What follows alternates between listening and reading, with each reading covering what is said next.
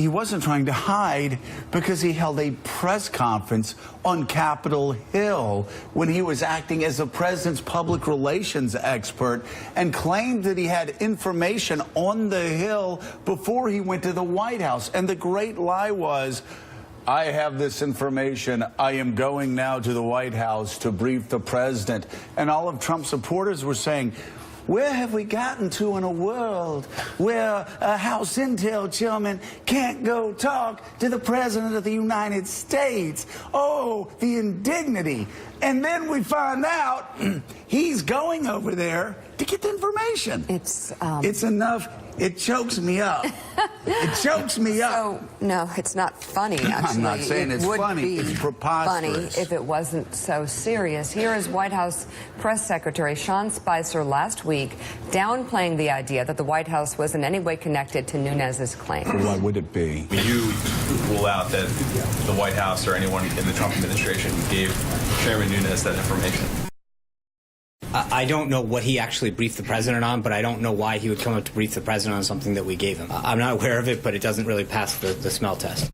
You know what? Actually, yes, there's it does. It really, yeah, it does pass a smell test. It smells. It smells. It smells because he holds a press conference on Capitol Hill saying, I've got these great revelations, which he doesn't even have. He gets them at the White House. Yeah, and then he holds another press conference at the White House.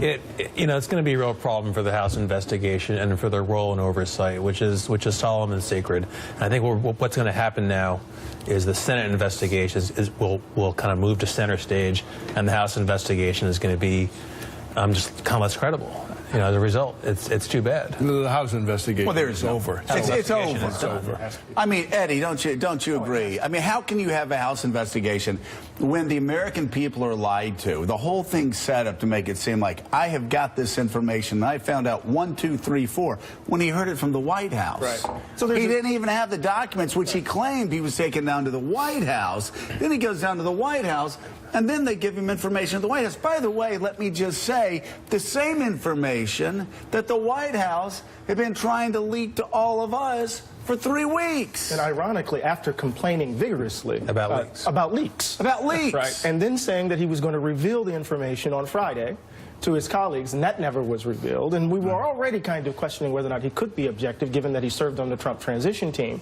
And now he's doing the PR work, carrying the water, as it were, for the Trump Trump administration. One of the questions that has to be answered, that ought to be answered, is who signed him into the White House? Exactly. Who signed him in?